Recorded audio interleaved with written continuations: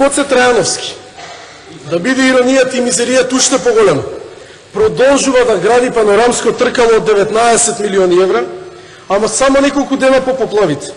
Градот Скопје објавува и оглас за изградба, замислете, на забавен парк, на Луна парк, од 1,6 милиони евра. Канализации нема, ама затоа јавно предпријатие Водовод и канализации, барот на зграда од 20 милиони евра има.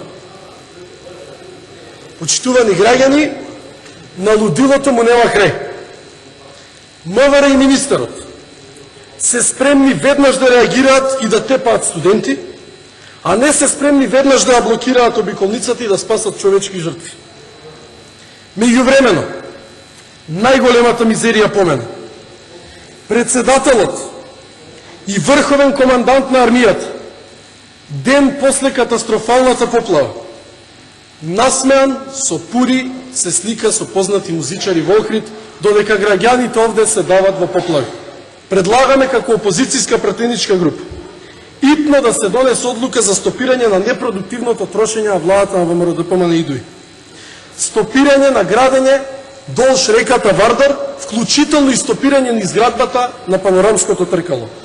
На овој начин, покрај заштеда на пари, ќе има и повеќе пари за поплавените граѓани, но и ќе превенираме дополнително истекување на реката Вардар, што може да предизвика и поголема катастрофа од ова. Оштетените семејства добијат по 3000 евра веднаш, пари и помош, која нема да биде изземена од сумата која секако им следува како оштета.